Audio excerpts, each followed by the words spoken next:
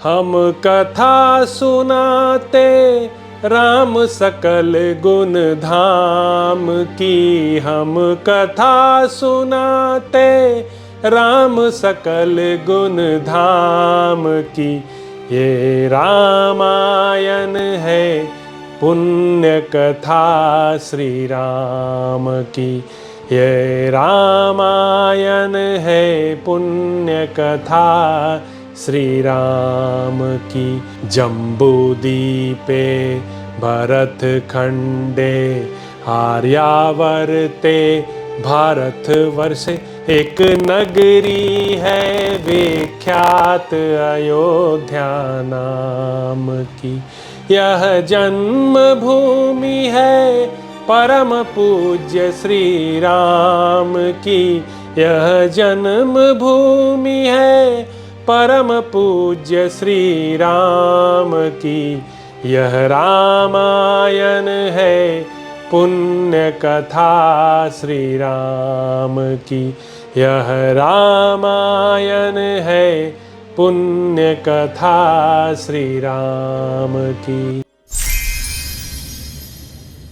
श्रीमद् वाल्मीकि रामायण भारत का स्वर्णिम महाकाव्य। 7वां सर्ग। सीता और भ्राता सहित श्रीराम का सुतीक्ष्ण के आश्रम पर जाकर उनसे बातचीत करना तथा उनसे सत्कृत हो रात में वहीं ठहरना।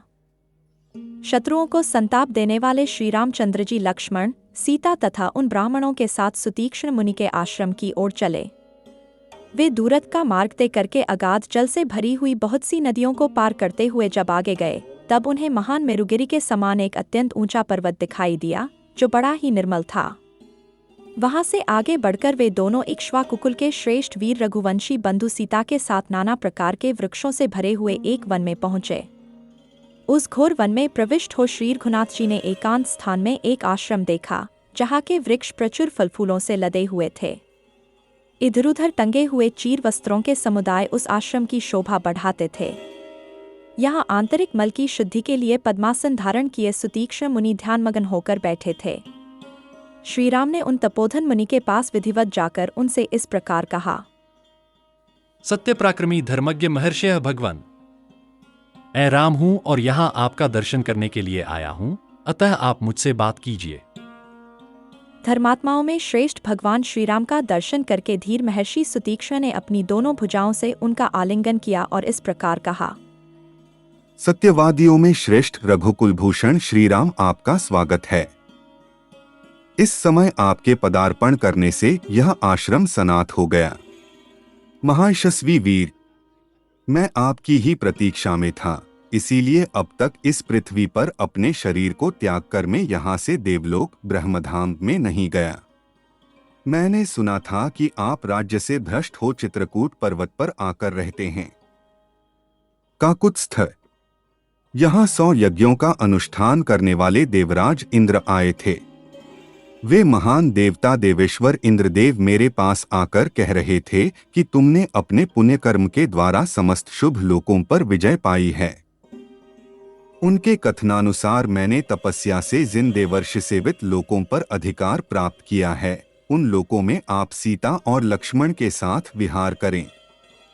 मैं बड़ी प्रसन्नता के साथ ये सारे लोक आपकी सेवा में समर्पित करता हूँ।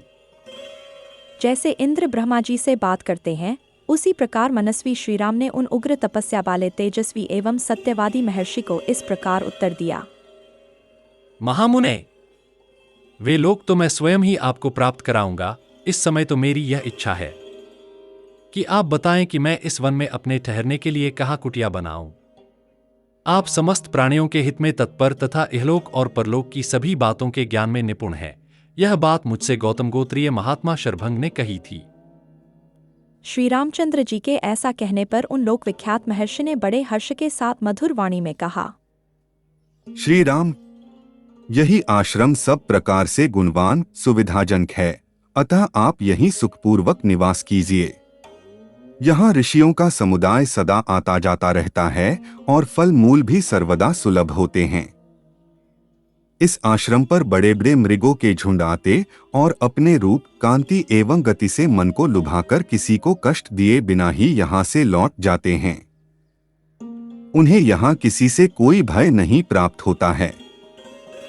इस आश्रम में मृगों के उपद्रव के सिवा और कोई दोष नहीं है, यह आप निश्चित रूप से जान लें। महर्षि का यह वचन सुनकर लक्ष्मण के बड़े भाई धीरवीर भगवान श्री राम ने हाथ में धनुष बाण लेकर कहा, महाभाग, यहाँ आए हुए उन उपद्रवकारी मृगसमूह को यदि मैं झुकी हुई गांठ और तीखी धार वाले बाण से मार डालूं तो इसमें आपका अपमान होगा। यदि ऐसा हुआ तो इससे बढ़कर कष्ट की बात मेरे लिए और क्या हो सकती है। इसलिए मैं इस आश्रम में अधिक समय नहीं निवास करना चाहता।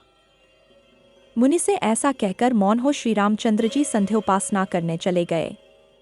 सायंकाल की संध्योपासना करके श्रीराम ने सीता और लक्ष्मण के साथ सुतीक्ष्ण मुनि के उस रमणीय आश्रम में निवास किया। संध्या का समय बीतने पर रात हुई देख महात्मा सुतीक्ष्ण ने स्वयं ही तपस्वी जनों के सेवन करने योग्य शुभ अन्न ले आकर उन दोनों पुरुष शिरोमणि बंधुओं को बड़े सत्कार के साथ अर्पित किया। 8वां सर्ग।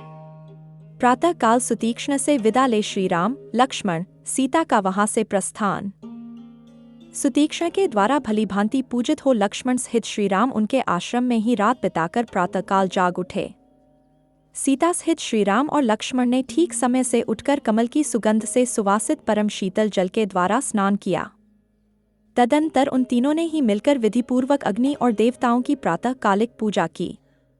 इसके बाद तपस्वीजनों के आश्रयभूत वन में उदित हुए सूर्यदेव का दर्शन करके वे तीनों निष्पाप पथिक सुतीक्ष्ण मुनि के पास गए और यह मधुर वचन बोले, भगवान, आपने पूजनीय होकर भी हम लोगों की पूजा की है। हम आपके आश्रम में बड़े सुख से रहे हैं। अब हम यहां से जाएंगे, इसके लिए आपकी आज्ञा चाहते हैं। ये मुनि हमें चलने के लिए जल्दी मचा रहे हैं। हम लोग दंडकारण्य में निवास करने वाले पुण्यात्मा ऋषियों के संपूर्ण आश्रम मंडल का दर्शन करने के लिए उतावले हो रहे हैं। हमारी इच्छा है कि आप धूमरहित अग्नि के समान तेजस्वी, तपस्या द्वारा इंद्रियों को दश में रखने वाले तथा नित्य धर्मपरायण इन श्रेष्ठ महर्षियों के साथ यहां से जाने के लिए हमें आज्ञा दें। जैसे अन्याय से आई हुई संपत्ति को पाकर किसी नीच कुल के मनुष्य में असह्य उग्रता आ जाती है, उसी प्रकार यह सूर्यदेव जब तक असह्य ताप देने वाले होकर प्रचंड तेज से प्रकाशित न होने लगें, उसके पहले ही हम यहां से चल देना चाहते हैं। ऐसा कहकर लक्ष्मण और सीता सहित श्रीराम ने मुनि के चरणों की वंदना की। अपने चरणों का स्पर्श करते हुए श्रीराम और लक्ष्मण को उठाकर मुनिवर सुतीक्ष्ण ने कसकर हृदय से लगा लिया और बड़े स्नेह से इस प्रकार कहा, श्री राम, आप छाया की भांति अनुसरण करने वाली इस धर्मपत्नी सीता तथा सुमित्रा कुमार लक्ष्मण के साथ यात्रा कीजिए। आपका मार्ग विघ्न बाधाओं से रहित परम मंगलमय हो। वीर तपस्या से शुद्ध अंतःकरण वाले दंडकारण्यवासी इन तपस्वी मुनियों के रमणीय आश्रमों का दर्शन कीजिए। इस यात्रा में आप प्रचुर फल मूलों से युक्त तथा फूलों से सुशोभित अनेक वन देखेंगे। यहाँ उत्तम मृगों के झुंड विचरते होंगे और पक्षी शांत भाव से रहते होंगे। आपको बहुत से ऐसे तालाब और सरोवर दिखाई देंगे जिनमें प्रफुल्ल कमलों के समूह शोभा दे रहे होंगे। उनमें स्वच्छ जल भरे होंगे तथा कारंडव आदि जल पक्षी सब ओर फैल रहे होंगे। नेत्रों को रमणीय प्रतीत होने वाले पहाड़ी झरनों और मोरों की मीठी बोली से गूंजती हुई सुरमय वनस्थलियों को भी आप देखेंगे। श्री राम, जाइए वत्स सुमित्रा कुमार, तुम भी जाओ। दंडकारण्य के आश्रमों का दर्शन करके आप लोगों को फिर इसी आश्रम में आ जाना चाहिए। उनके ऐसा कहने पर लक्ष्मण सहित श्रीराम ने बहुत अच्छा कहकर मुनि की परिक्रमा की और वहां से प्रस्थान करने की तैयारी की। तदंतर विशाल नेत्रों वाली सीता ने उन दोनों भाइयों के हाथ में 2 परम सुंदर तूणीर, धनुष और चमचमाते हुए खड्ग प्रदान किए। उन सुंदर तूणीरों को पीठ पर बांधकर टंकारते हुए धनुष को हाथ में ले ये दोनों भाई श्रीराम और लक्ष्मण आश्रम से बाहर निकले। वे दोनों रघुवंशी चीर बड़े ही रूपवान थे। उन्होंने खड्ग और धनुष धारण करके महर्षि की आज्ञा ले सीता के साथ शीघ्र ही वहां से प्रस्थान किया। इस प्रकार श्री वाल्मीकि निर्मित आर्थ रामायण आदि काव्य के अरण्यकांड में 8वां सर्ग पूरा हुआ। हम कथा सुनाते राम सकल गुण धाम की, हम कथा सुनाते राम सकल गुण धाम की।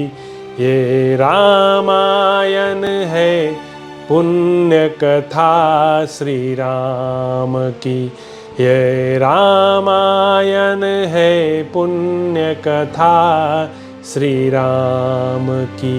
जम्बूदीपे भरत खंडे आर्यावर्ते भारतवर्षे, एक नगरी है विख्यात अयोध्या नाम की। यह जन्म भूमि है परम पूज्य श्री राम की, यह जन्म भूमि है परम पूज्य श्री राम की। यह रामायण है पुण्य कथा श्री राम की, यह रामायण है पुण्य कथा श्री राम की।